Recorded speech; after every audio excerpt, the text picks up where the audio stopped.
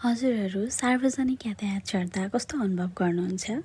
मलाई चाहिँ सार्वजनिक यातायात चढ्दा निकै रमाइलो लाग्छ।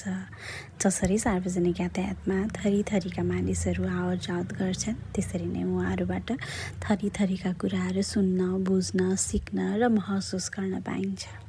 म चाहिँ अलिक कम बोल्ने स्वभावको छु, तर म सबैजनाको कुरा व्यवहार निहालिरहेको हुन्छु र हाम्रो समाज कस्तो छ, समाजमा कस्तो कस्तो विचारधाराका मानिसहरू छौँ भन्ने कुरा निहालिरहेको हुन्छु र धेरै विषयमा बोल्न मन लाग्छ। तर यो कम बोल्ने स्वभावले गर्दा म मौन रहन्छु।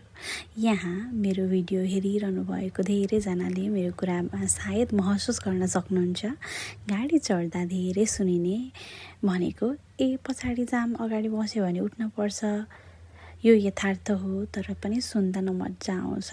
त्यहाँ वरपर वृद्ध बच्चा हुन्छन्, उनीहरूले के बुझ्लान् के सिक्लान् भन्ने मेरो मनमा लाग्छ। उनीहरू मात्र नभएर त्यहाँ अरू जो सोच्दै नसोची अरूको लहलहैमा लाग्ने स्वभावको हुनुहुन्छ, उहाँहरू पनि फेरि त्यस्तै भन्दै हिँड्नुहुन्छ। यो भनिरहँदा सोच्ने गर्नुहोस् त, तपाईँहरू पनि बुढो हुनुहुन्छ एक दिन भनेर।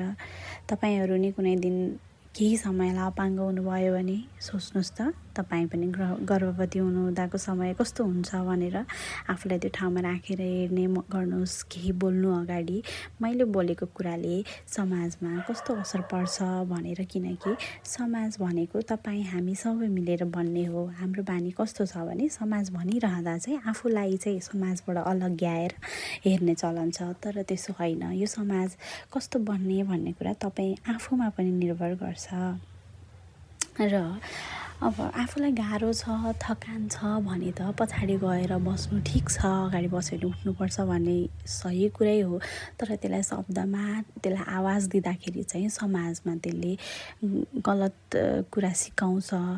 अनि त्यसले गर्दाखेरि बरु आफूलाई गाह्रो छ भने मनमा नै सम्झेर पछाडि गएर बस्ने, होइन भने अगाडि बस्नु भएको छ भने चाहिँ आफू पनि त्यो अशक्त मानिसको ठाउँमा आफूलाई राखेर हेर्नुहोस् अनि सोच्नुहोस् त कति गाह्रो हुन्छ। तपाईँलाई पनि त मलाई यस्तो गाह्रो भइरहेछ, छिट छोडिदियो हुन्थ्यो भन्ने हुन्छ नि। हो, त्यो कुरा बुझ्नुहोस्। अनि त्यसपछि अर्को एकदमै कस्तो नराम्रो कुरा सुन्छु भने नि म गाडी चढ्दाखेरि, यो सिटमा त महिला सिट लेखेको छ, यो सिटमा अपाङ्ग सिट लेखेको छ, यो सिटमा चाहिँ वृद्धा सिट भनेर लेखेको छ भनेर, अनि त्यो सिट मात्र उनीहरूलाई छोडिदिने भन्ने बुझाइछ क्या धेरैमा।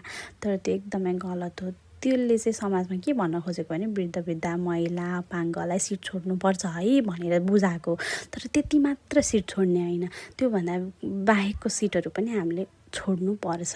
अपाङ्गहरू कोही आउनुभयो भने, वृद्ध कोही आउनुभयो भने हामीले जुनसुकै सिटमा बसे पनि छोडिदिनुपर्छ भन्ने कुरा चाहिँ एकचोटि मनन गर्नुहोस् त, सोच्नुहोस् त राम्रोसँग सबैजनाले।